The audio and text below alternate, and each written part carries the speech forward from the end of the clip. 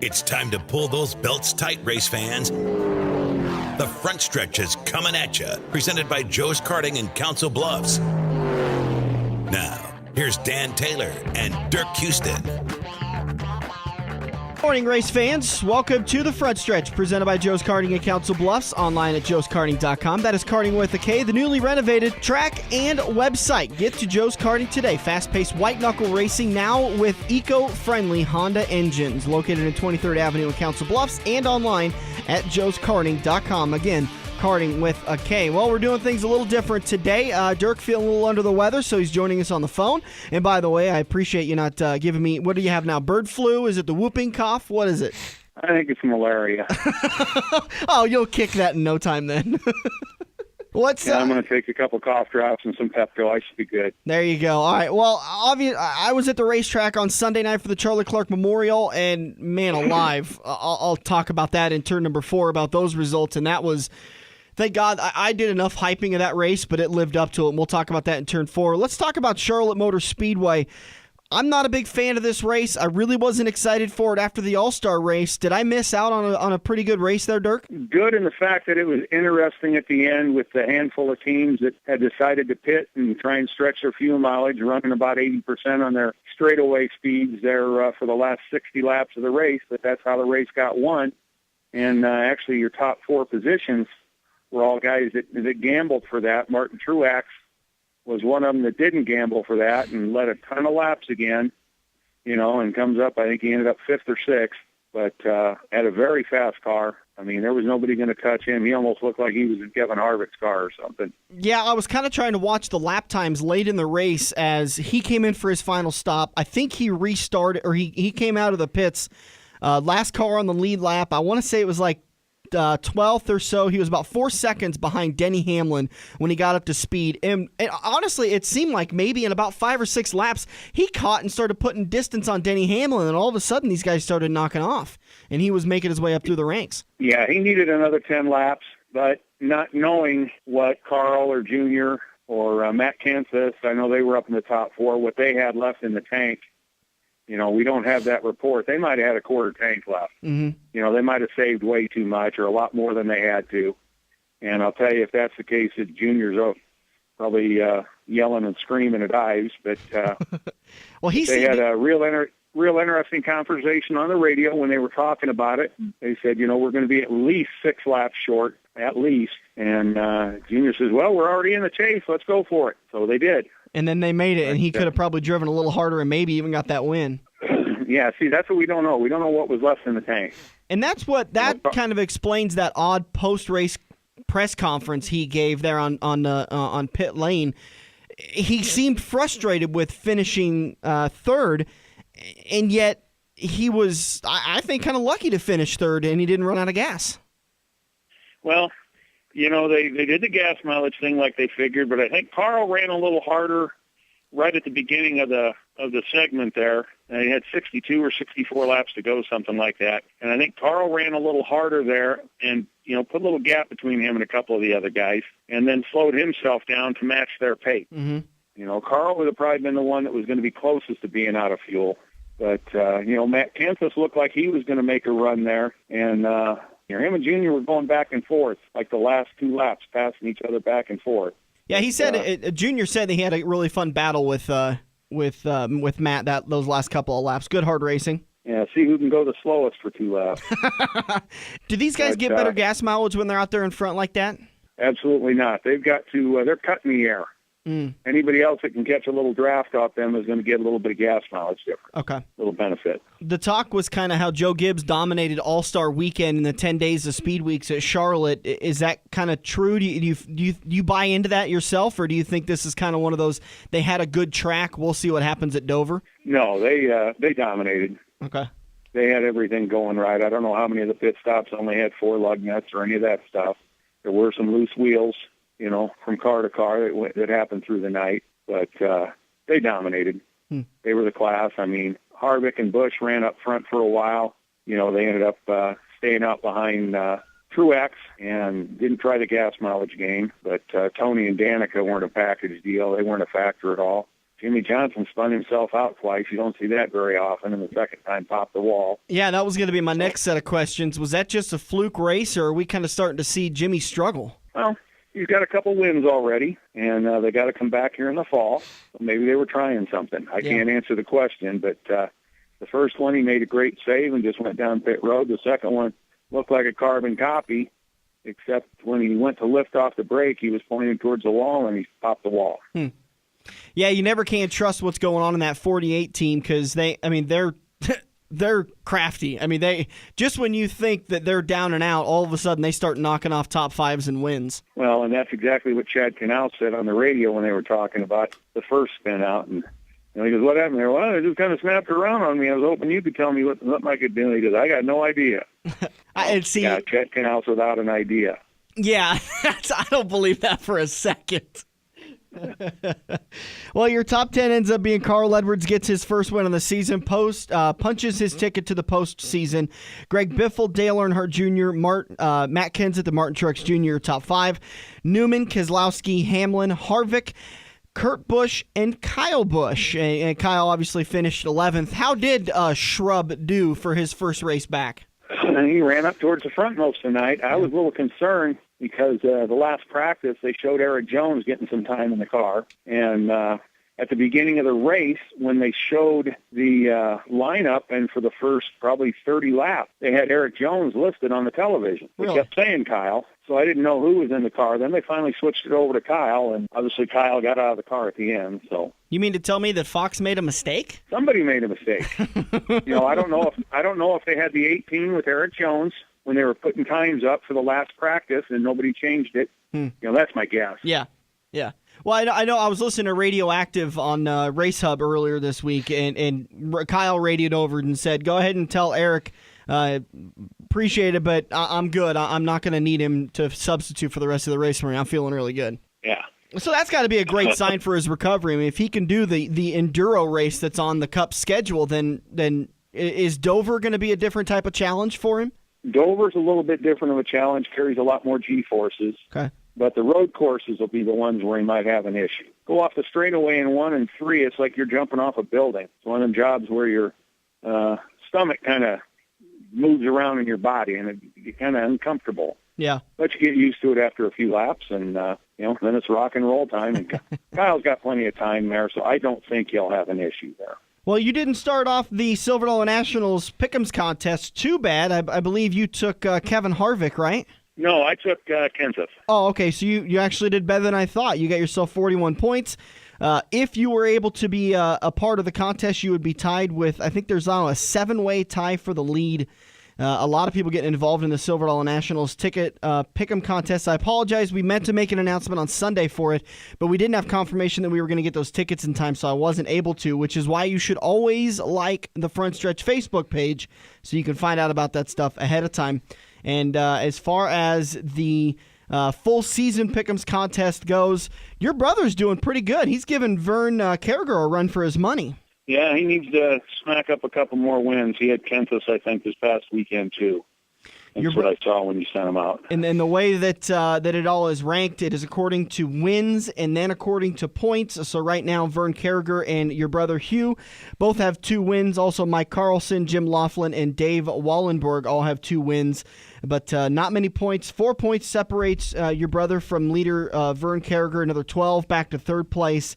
So it's anybody's game, and we're continuing this theme. We're going to need to get 3 or 4 wins in the Pick'ems contest in order to really be able to guarantee your lock. Yeah, I think it's going to take 4 to lock yourself in. Because the road courses, let's be honest, there's only a handful of guys that can win those races. All right, the Silver Dollar Nationals ticket contest. If you weren't able to get a part of it, you can always pick up your tickets at I-80 Speedway.com. Tickets are available. Weekend passes are available. Full 3-day passes are available. And you're going to see some of the nation's best late model drivers here on July 17th and 18th for the Silver Dollar Nationals. Dirk, let's take a break, and you'll rejoin us in turn number 4 to talk about Dover.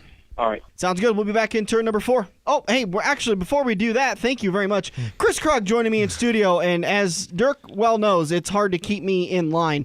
We have World of Outlaw tickets for this Friday, so we're going to do trivia questions, and you can call up right now, 402-573-0590. Kris, you want to pick out one of those questions for the fans? Yeah. Who has won the most championships in the World of Outlaw Sprint Series? Give us a call and get the answer out for you. 402-573-0590. Give us a call and you can win tickets. We'll be back in turn number 2 to talk with Joey Saldana, who was the race winner last year when World of Outlaws made it. And then in turn number 3, we're going to talk to a special young girl, McKenna Haase, who became the first female driver to win at Knoxville Raceway. In a sprint car. In a sprint car in the 305s. So we'll talk to her about that. In turn number 4, Dirk's going to come back on the show and kind of talk about Dover and give us an official's perspective of it all. Great show lined up for you today. Make sure you stick around. This is The Front Stretch, presented by Joe's Karting on AM 590, Omaha's ESPN Radio.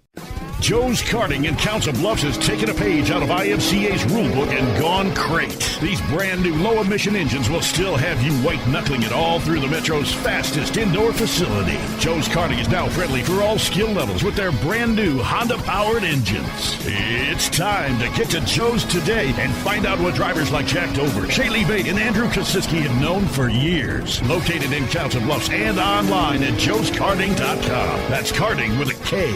This is Andrew from Kosiski Auto Parts. Kosiski Auto Parts is an insurance-quality used parts supplier that can match your foreign or domestic car or truck needs. If you have a damaged or broke-down car or truck, we guarantee a clean and quality part in next-day fashion. Kosiski Auto Parts, your neighborhood premium recycled parts supplier. Call any Kosiski Auto Parts salesman today by dialing 402-731-4592 or visit us at 5040 I Street in Omaha. Kosiski Auto Parts, our quality used parts will match your car or truck's needs. You wanted the best? They're coming for Brest. It's the World of Outlaw Sprint Cars. The premier winged warriors battle it out. The World of Outlaw Superstars. It's the greatest show on dirt.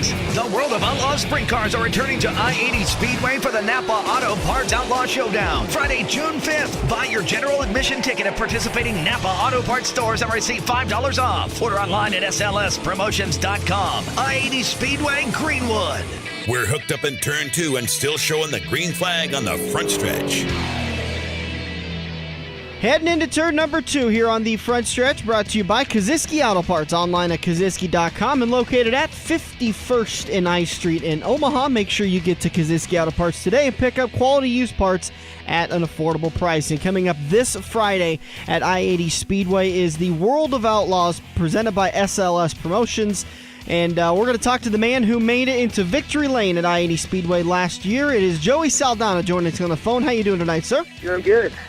Joey, we appreciate you joining us. And, the back history of you, your father was into racing here in the Midwest. You were talking about he grew up in Lincoln, and he went and raced the Indy 500. Was there ever any kind of a path other than racing for you? No, I mean, I really didn't start racing until I was 17 years old, so my dad was racing, and there really wasn't no time for him to take for me to go race. So once he retired, which he retired at a pretty young age, he retired at 40, he gave me an opportunity to go race, and it was about the time I was going to graduate from high school, and figured he'd help me race for 4 years or I'd go to college. So I took the 4 years racing with him, and luckily it paid off, and I've been racing ever since. If it hadn't have paid off, what do you think you'd be doing right now? I don't know.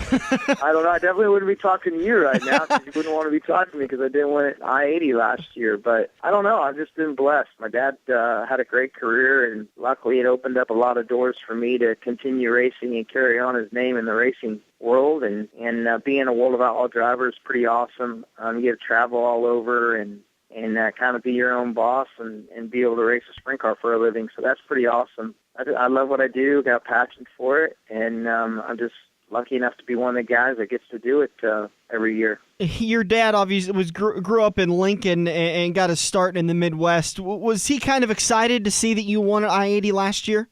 Yeah, I mean, I'm sure he was very excited. Anytime you can win at your home tracks or the area where you grew up at, I mean, it means a lot because the family and, aunts and uncles and my grandparents were from Lincoln, and so that's pretty neat in itself. I-80 wasn't around when my dad was racing back in the late 60s, early 70s, but it's still the location where he grew up, and the people around there know who he was and what he accomplished. So, yeah, I think it's always exciting when you can win in your own backyard and have everyone that can go see your race that only doesn't get a chance to go watch your race. So for me, that was pretty exciting, and I know for him too.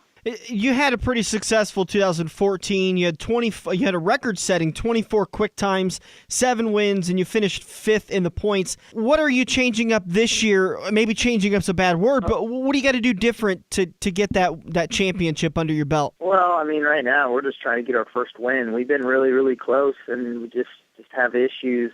Either I've made a mistake or something's happened on the racetrack, but we've definitely had speed to win races, but we haven't had the consistent speed that you need to win a championship. So I think right now it's just trying to get the car basic to where you can get good, solid top 5s, and then you can turn it into top 3s and wins, and hopefully knock a win off and learn from that, and then get a few more. Last year, I think, for our second year together, the modern team, winning 7 races, top 5 in points, and the year before we were 4th in points. That is definitely, that's really big for a team like us. You're up against a lot of big teams, and it's expensive to be out here running the World of Outlaw program, and for the whole modern team, what we do, I think the last 2 years have been really solid efforts. Now this year we've been struggling and just trying to get a good feel of our race car and just trying to stay consistent. We're outside of the top 5, so we definitely need to get running better, win some races, and hopefully finish the year strong in the top 5 in points like we have the previous 2 years. Well, a lot of us look forward to seeing you go back-to-back at I-80 Speedway this Friday night. Yeah, I hope so. I mean, it's a track I love racing. It was a fixture with the World of Outlaws for a lot of years, and then we didn't go back for a while. Then luckily we went back last year, and we had some success and got the win. So I've always loved racing the track. I think it suits what we do really well. It's a perfect size racetrack, and obviously SLS does a great job preparing the tracks and giving us what the wing sprint cars need to put on a good show for the fans. So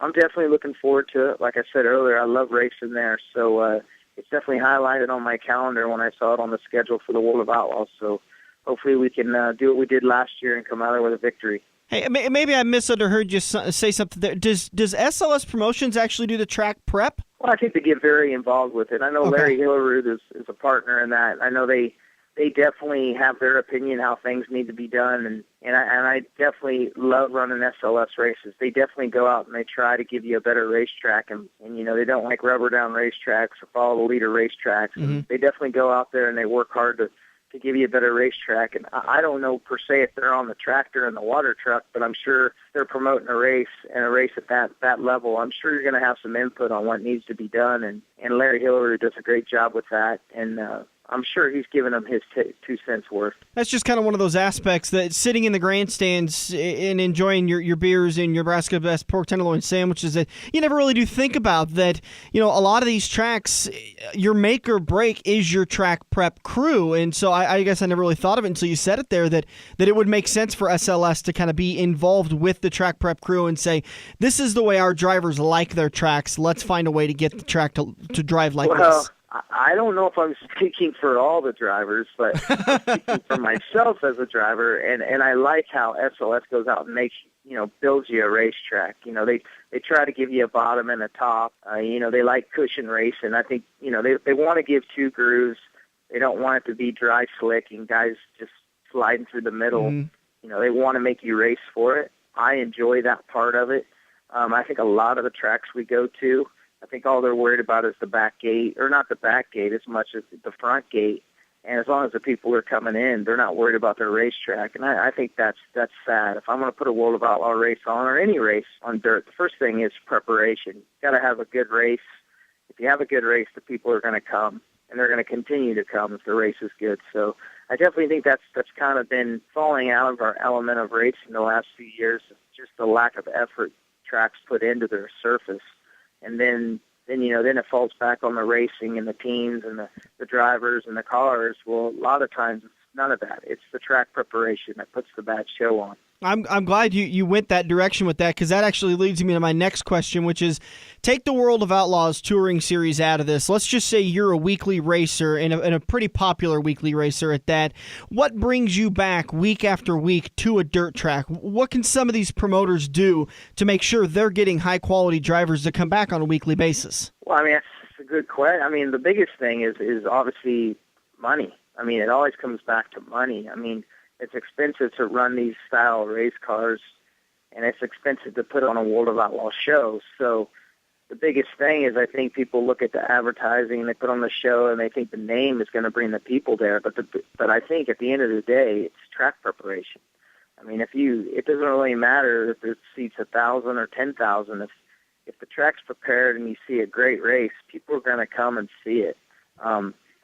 And a lot of times, I think a lot of these tracks are getting way overpriced and people can't afford it. I think I'd much rather have 5,000 people come at $25 a head instead of 2,000 people at $45 a head. So I don't know. I don't know what some mentality is, but we do go to a lot of places, and I think a lot of times they just jack the prices up, and it's tough for people to spend money these days. So if you need them to come support your sport and what you're doing, you need to make it feasible. They can bring their families.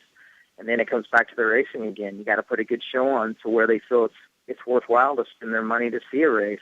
And I got a family with 2 kids, and there's a lot of tracks we go to. I wouldn't bring my wife and 2 kids to come watch what we do, but there is a lot that there is. You know, so there is a lot of positives. It's just it's hard to get all the positives when there's so much negative. And that's what I said earlier. I think SLS does a great job promoting our races. Plus, they do a great job on preparation. So I think at the end of the day, you see a really good outcome, and hopefully that our team and me as the driver is a part of the outcome, and that's a victory at their races. I enjoy it. I think the Outlaws have a great format. I think it suits dirt track racing well, and it's a place that you can actually make a living, and I've done it for 15 years. So I love it, and like I said, hopefully I can do it for a while longer. We're talking with Joey Saldana, driver of the number 71M for Modern Motorsports. A 92-race schedule throughout the year. It's absolutely a grueling schedule, so how do you balance it with being a successful race driver and a father of 2? Honestly, I'm very fortunate to be based out of Indianapolis. It's very centrally located for what we do. I think my biggest away time from my family is 10 days, so a week and a half is not that bad.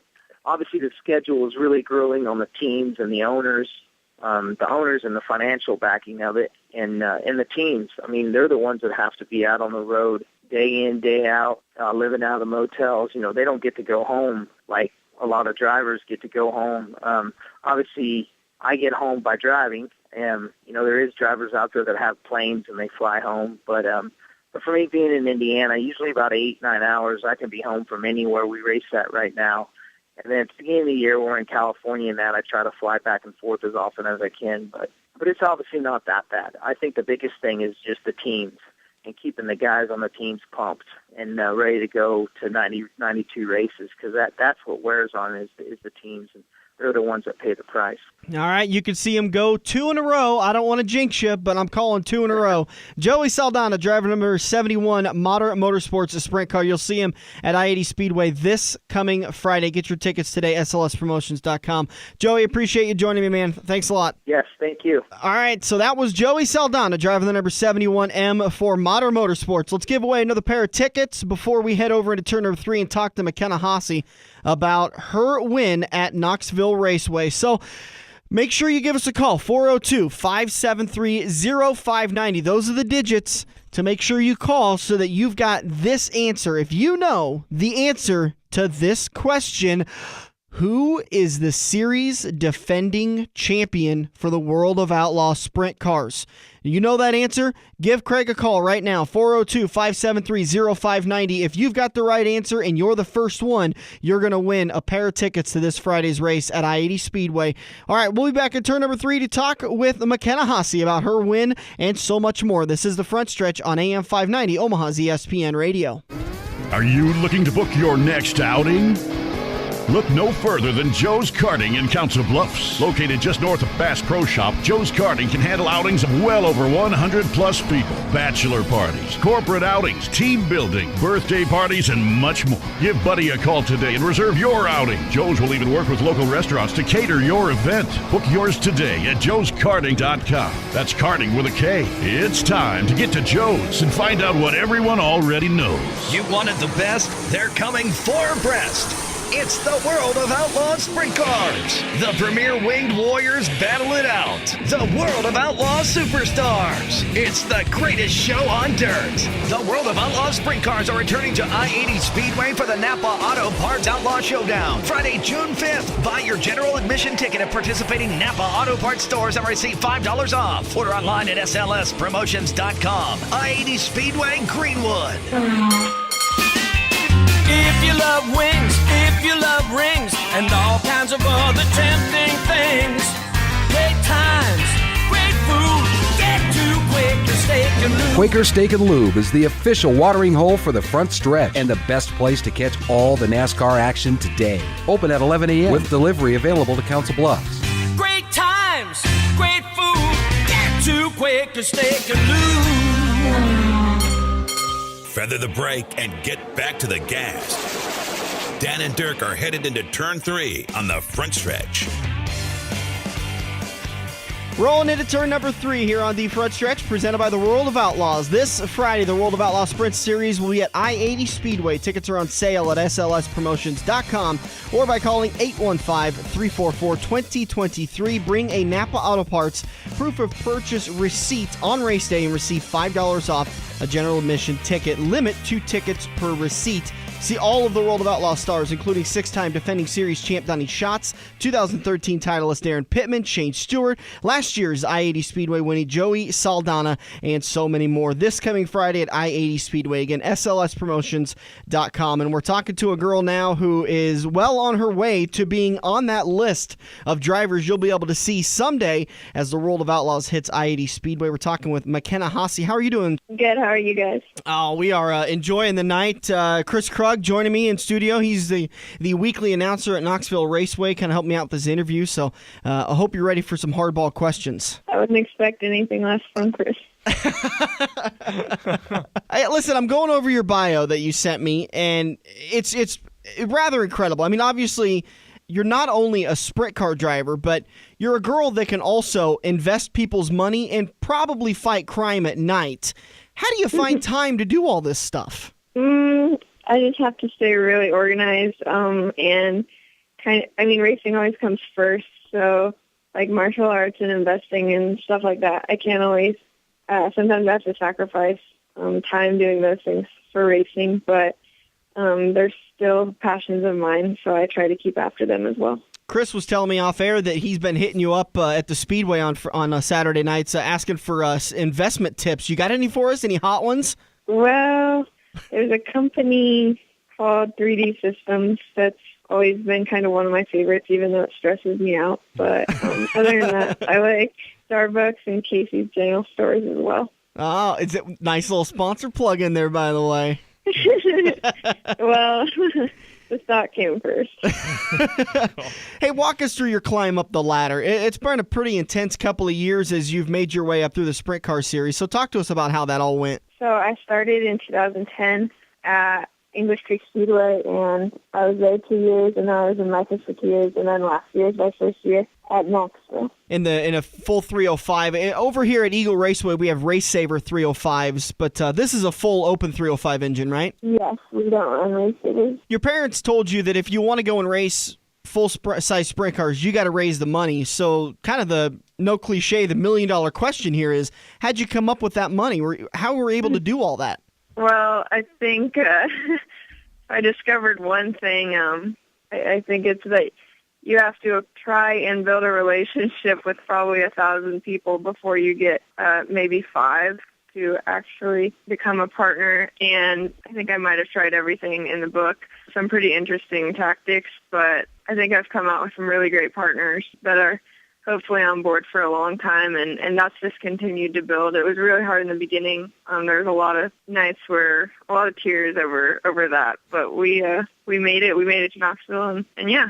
McKenna, your relationship with Anna Marie and Anna Marie Marketing, that has really done wonders for you. Kind of talk about how you got invested in that and how you got started in that and what it's really done for you in your career so far. Mainly I wanted to know what am I doing wrong and what should I be doing differently. And so that's why I joined the program. And basically I think that's one of the most positive things it did for me was just to reassure me that, like, you know, here's what I'm doing right, and then here's what I should improve on. And, yeah, it just really allowed me to grow and know what direction is the right direction to move in. The big reason why you've been all over ESPN, Winged Nation, you really kind of made a splash over the last couple of weeks because of getting the win at Knoxville Raceway for the weekly races and being the first female driver to win at Knoxville Raceway.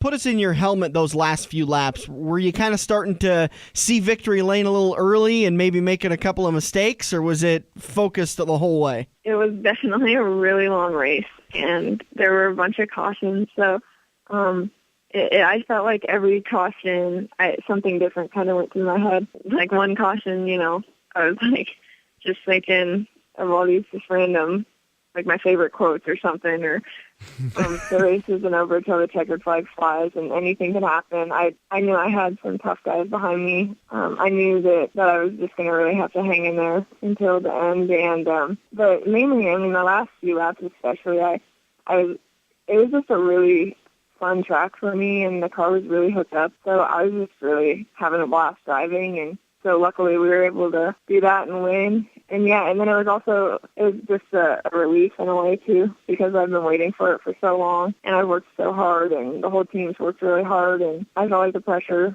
was really starting to get kind of heavy, and so yeah, so it was exciting, it was a relief, it was emotional, it was just awesome. Speaking with McKenna Haase here, the first female sprint car driver ever win a feature at Knoxville Raceway. She won the 305 a couple of weeks ago at Knoxville Raceway. McKenna, now that the media has kind of calmed down a little bit here and kind of settled down a little bit here, has it really hit you just the impact that you had on the sport the past couple of weeks in a positive way? Because, I mean, ESPN, prior to your interview, really only covered the negative side of racing. We saw the Tony Stewart incident a while ago. We saw an incident with a couple of drivers getting hurt before, and it was always negative news, but finally some great news coming out of sprint car racing and dirt track racing in general, not just sprint cars. Has it really hit you yet, just the major impact you had on dirt track racing in general? No, I don't think it's hit me at all, or it hasn't sunk in yet. I think it would really sink in most if I was looking back on it after a really long time, or looking forward. If I could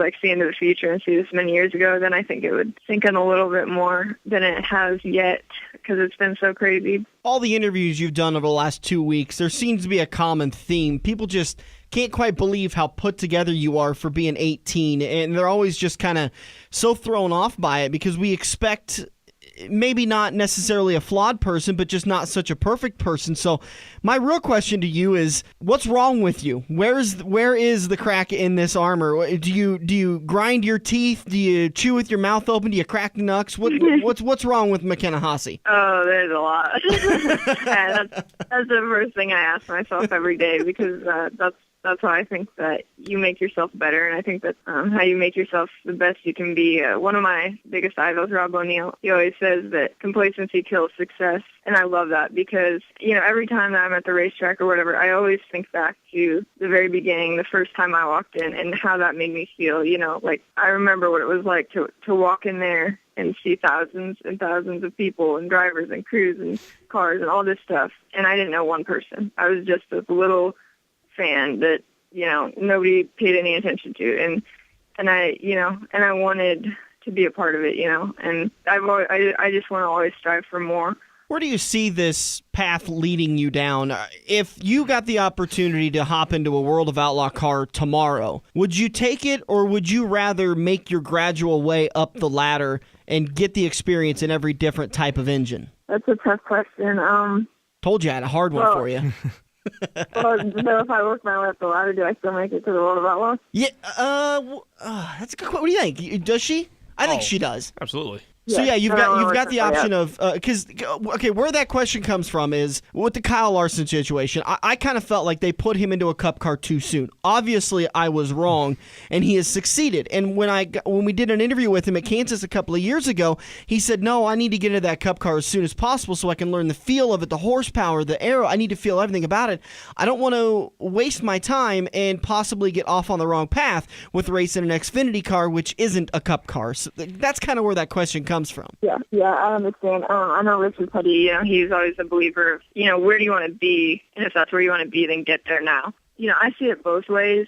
For me, Knoxville itself, every single weekend, no matter what, Knoxville, it bites you in some way. There's just that one mistake that I make every weekend. It just nags me, and so I learn something from it. And I learn every night that's, what did I do wrong? If it was one thing or 50 things or whatever, what did I do wrong? So, to me, to get that experience would be huge. Not only just the experience in the ladder and all of that, just as an athlete too.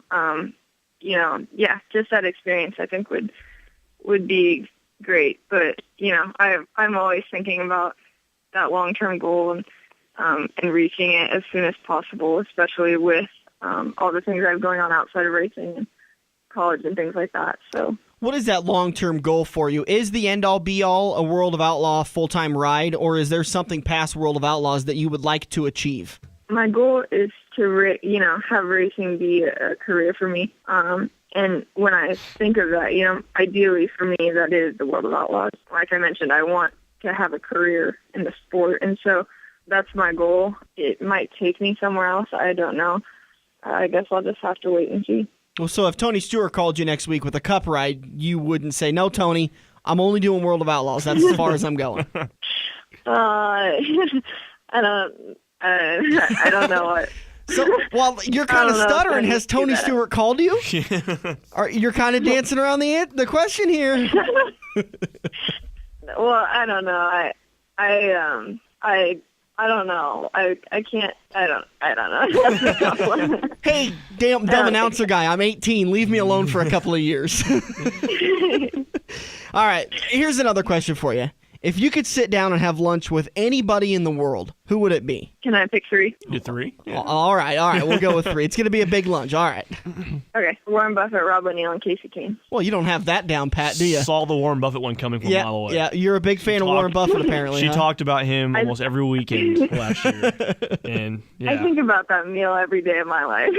Have you got to meet him yet? I've met Casey Kane. I've met and eaten dinner with Rob O'Neill, and I have not met Warren Buffett because the shareholders meeting is always on a race night, so I haven't been able to attend lately, but I hope to in the future. All right, that's honestly that's kind of an interesting one that a race car driver would have Warren Buffett at the table with him. That's kind of interesting. So you've got a lot going on for you. You're 18. You're a black belt in Taekwondo. You're a financial expert. You're now a winning sprint car driver.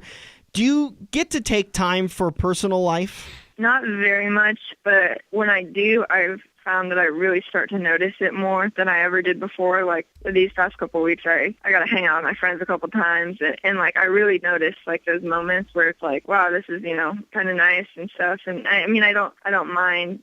Like I said, racing, you have to sacrifice a lot, and so I'm willing to do that, and it's fine. I love being with the racers more than probably anybody. But yeah, occasionally I do get to spend time with friends. Found any cute boys out there that maybe you're gonna divert a little time to? Nope, I only want to drive race cars. No time for boys, huh? Not at all, no. McKenna, one question for me, at least, my final one here. Go ahead and tell the fans who Curtis is, and is Curtis ready to go for the weekend? Curtis, well, apparently I'm not supposed to tell people that because, apparently that's weird, but Curtis is my race car. Oh. He's my ART, and Curtis is, I spent an hour cleaning him just not that long ago, and my crew chief likes to give me crap because I clean him by hand and not with water. That's a true racer right there. I tell you, a lot of drivers do that. Yep.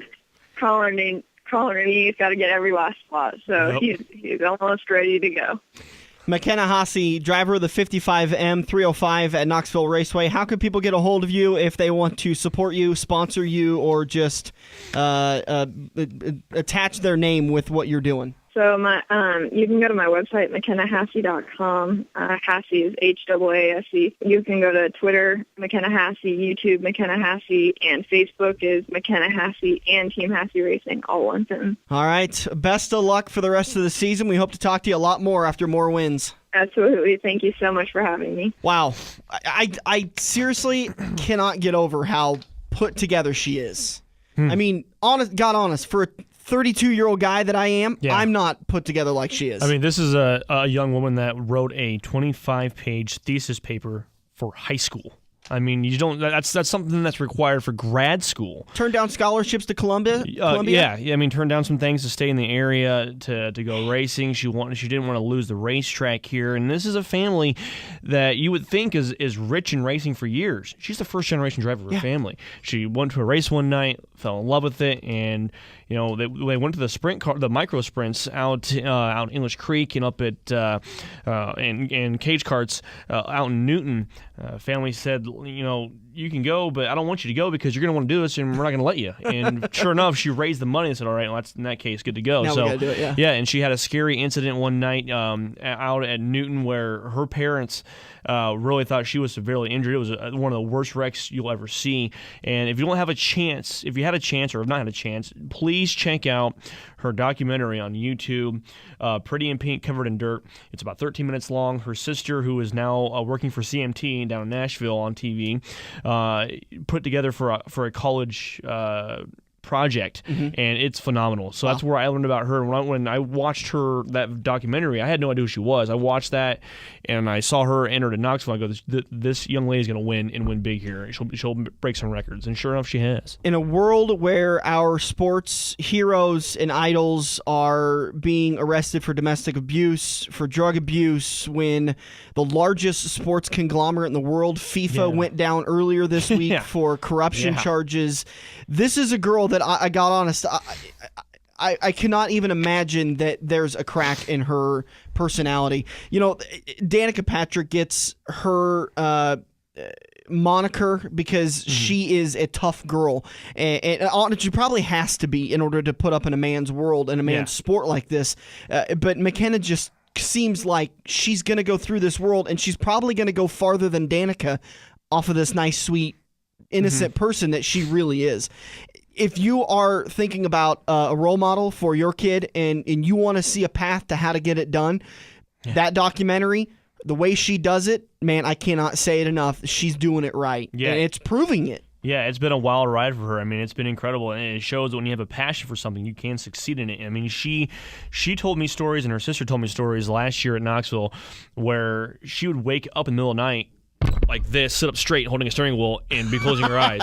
And her sister looking at her and go, what are you doing? She wake up and go, I'm dreaming about racing, like literally dreaming about racing. I mean, it's just what she does. And she would tell me she'd watch Terry McCarroll's onboard videos. She'd watch Brian Brown's onboard videos. I mean, every single night she'd watch these things and where to drive. And she never stops asking questions. And it's a great thing because she wants to learn a sport, and she's done such a great job here so far. Kris Krug and all right, let's ask another question. 402-573-0590. That's the number to call to answer the questions and win yourself a pair of tickets to this Friday's World of Outlaw races. And let's just make it simple. Quick and easy question, Kris. Who is the official tire provider for the World of Outlaws? I know that one. It's a pretty easy question to answer. Yeah. So pick up the phone right now, 402-573-0590. Let Craig, the producer, know who the official tire provider is for the World of Outlaws, and you're going to have a pair of tickets. And if you need a small hint, they're also the official racing tire of Knoxville Raceway. So there you go. All right, 402-573-0590. We'll be back in turn number 4 on the front stretch. You wanted the best? They're coming for Brest. It's the world of Outlaw Sprint Cars. The premier winged warriors battle it out. The world of Outlaw Superstars. It's the greatest show on dirt. The world of Outlaw Sprint Cars are returning to I-80 Speedway for the Napa Auto Parts Outlaw Showdown. Friday, June 5th. Buy your general admission ticket at participating Napa Auto Parts stores and receive $5 off. Order online at slspromotions.com. I-80 Speedway, Greenwood.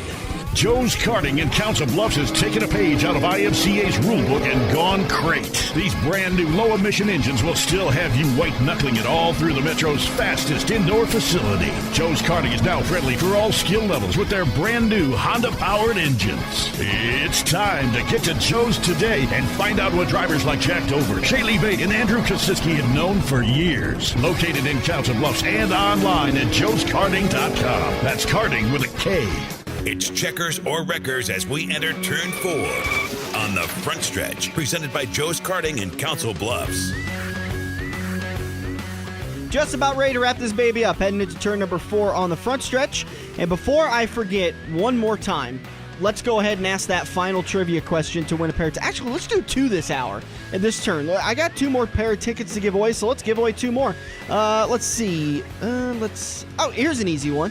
What year did the World of Outlaw Sprint Series start? When was the inaugural year? 402-573-0590. If you know that answer, call up and ask, or give it to Craig, our producer. And if you've got the answer correct, you've got a pair of tickets to go to the World of Outlaws race this coming Friday at I-80 Speedway. And we appreciate Joey Saldana joining us in the show in turn number 2. You can always pick up your tickets in advance, slspromotions.com, or get $5 off your tickets if you bring a proof of purchase to any Napa Auto Parts. You bring the receipt from Napa Auto Parts to the ticket window at I-80, and you're going to get $5 off your ticket purchase. So that's the way it is. All right.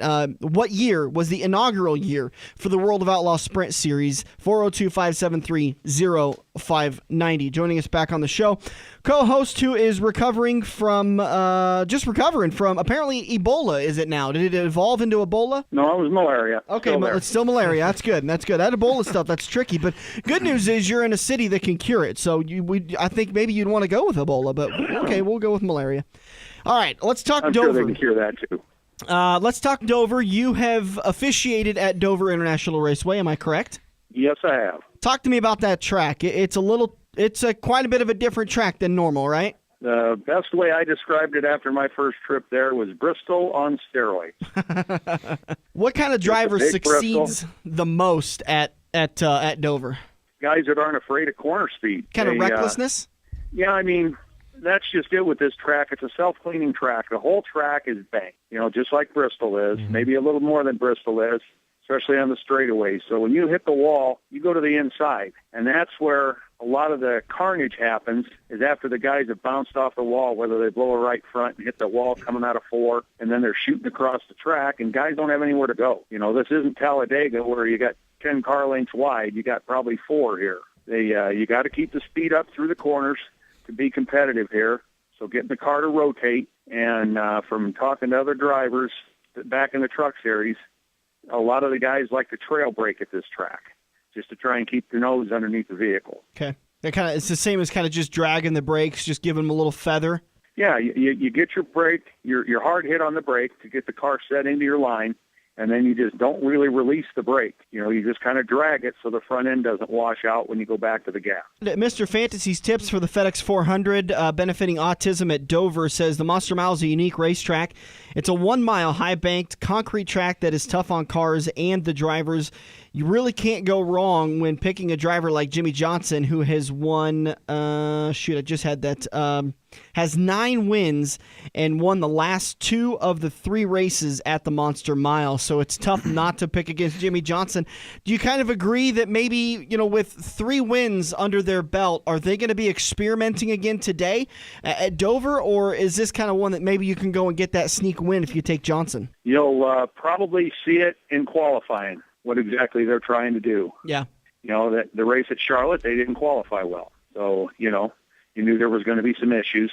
If they go up to Dover, where they've had several poles up there, if they, get up in the front 2 or 3 cars, I'd say they were going for a win, But if they're, if they don't make it out of the front 24, or into the final 12, then it's really hard to tell what they're going at. If you notice, your race winners at Dover win in bunches. There's very few guys that just won one race there. You know, Kyle Busch has won a couple. Kurt Busch has won a couple. Tony Stewart's won a couple. Carl's won a couple. Ryan Newman's won a couple. Biffle's won a couple. They've all won a couple. So, you know, it's kind of it evidently got to be kind of a unique track to drive for 400 laps.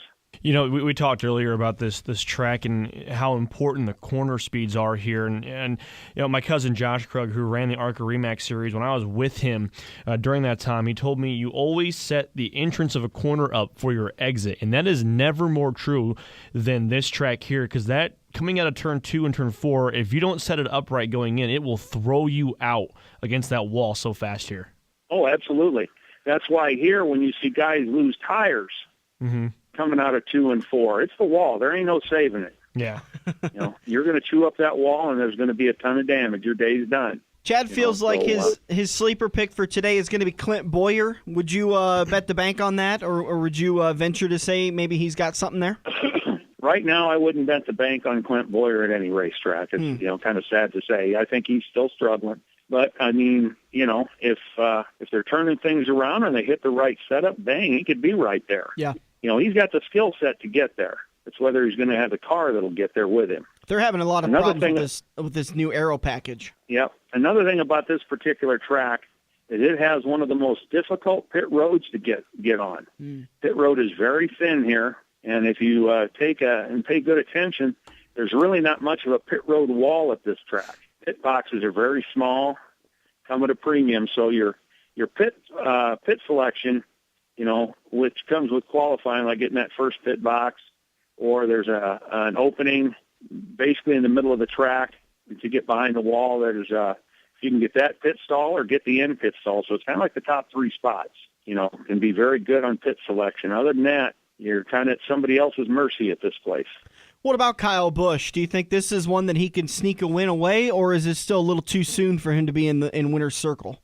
I don't know. He went 600 miles there at Charlotte, and I mean, he was competitive for 600. He didn't drive around in 35th place for 300 miles or 500 miles and then race for 100 miles. He ran and, you know, was in contention in a lot of different spots. He ran hard. So I think he might have it in him to go ahead. He might be well enough to put a win up on the board. All right, Dirk, we appreciate you helping us out with this. As always, the official for the Cape and World Truck Series, a former official, always giving us some good behind-the-scenes tips for the racetracks. Take care, bud.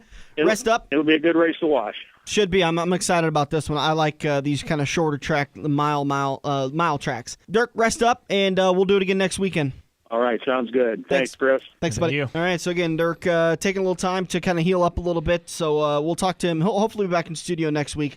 Chris, do appreciate you joining us. And a little, you know, helping you out, helping me out. I appreciate it. So let's talk about your cousin a little bit. Friday night action at I-80 Speedway. Had a little bit of issue, a little mechanical issue. Yeah, an unfortunate event.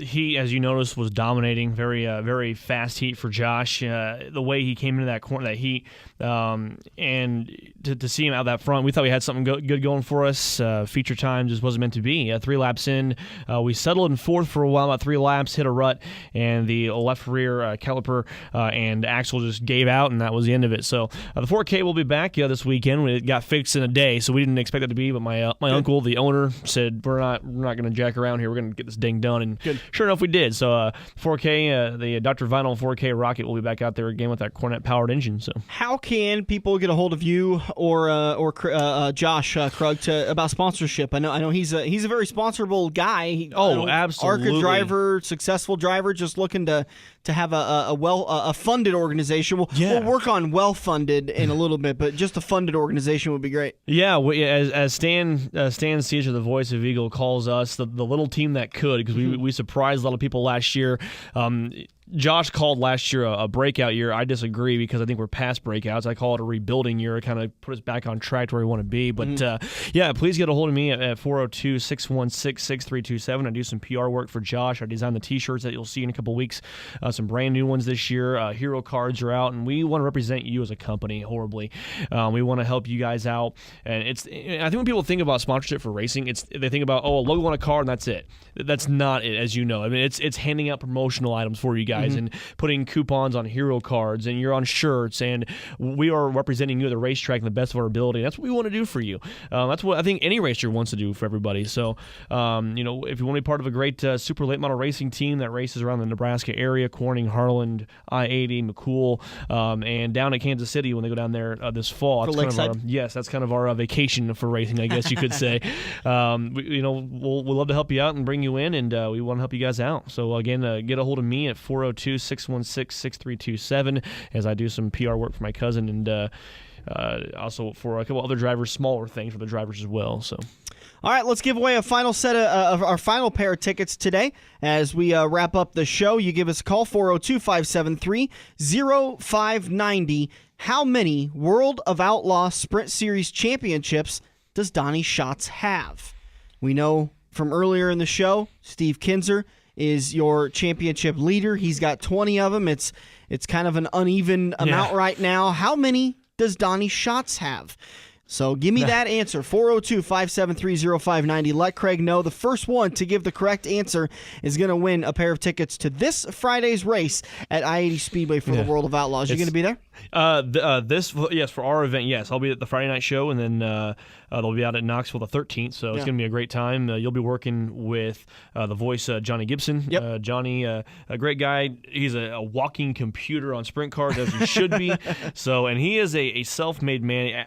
If you get a chance, ask him how he became the announcer of SCP Sprint Cars. It's an amazing story. Really? He busted his butt for the Sprint Car Series before he became the announcer, and they just hop in the booth, go, and it's a good story behind it. So again, the question wasn't how many will he have after this year, because that number's going to change. Yeah. It's how many does he have now. So the season that you think he's going to win it this year? I think it's a lock now. Really? I mean, he's on track right now to win over 30 features this year. Every time you go on to their website, or you go on Donnie Schatz's website, or on Facebook, it's Donnie Schatz wins. Donnie Schatz wins. Donnie Schatz is like, oh my goodness, he's done. I mean, I don't know if he's better than Kinzer. It's hard to say, but he's done what Kinzer's never done. He's won 9 of 10 Knoxville Nationals. Wow! And the one time he didn't win it, the 50th anniversary, he got second. So I mean, it's unreal what he's doing. So that number will change after this year. Kris Krug, always do appreciate you joining us in the studio. No problem. Thanks for having me on, man. We'll have you on more often to kind of help out with some of these Knoxville drivers and doing interviews and this kind of stuff. We got some great Omaha guys that race at Knoxville. So yeah, absolutely. All right, we'll be back next weekend to do it all over again. Make sure that you tune into the front stretch. I can't confirm anything, but I have a feeling we may have tickets to World of Outlaw at Crawford County Speedway. Hey. Can't confirm anything, but we'll see. Well, maybe. Always like the Front Stretch Facebook page to find out. I'm Dan Taylor. Dirk, he was not feeling well, so he joined us on the phone. Kris Krug. Make sure you guys follow Krug Racing on Facebook and the Front Stretch Facebook page. We'll do it again next weekend. Thanks so much for joining us. This has been the Front Stretch, presented by Joe's Karting on AM 590, Omaha's ESPN Radio. We have all been there before. Broken car part in your hand and some snot-nosed punk behind the counter has no idea what he is talking about, but he guarantees that this part will fix your car. You pay an arm and a leg for the replacement, get it home, and sure enough, it doesn't fit your car. Now, learn from your mistake and give an experienced salesperson at Kosiski Auto Parts a call today at 402-731-4592. Kosiski Auto Parts will get you back on the road with your arms and legs still attached. If you love wings, if you love rings, and all kinds of other tempting things, great times, great food, get to Quaker Steak and Lube. Quaker Steak and Lube is the official watering hole for the front stretch and the best place to catch all the NASCAR action today. Open at 11 a.m. with delivery available to Council Bluffs. Great times, great food, get to Quaker Steak and Lube. Are you looking to book your next outing? Look no further than Joe's Karting in Council Bluffs. Located just north of Bass Pro Shop, Joe's Karting can handle outings of well over 100-plus people. Bachelor parties, corporate outings, team building, birthday parties, and much more. Give Buddy a call today and reserve your outing. Joe's will even work with local restaurants to cater your event. Book yours today at joeskarting.com. That's karting with a K. It's time to get to Joe's and find out what everyone already knows.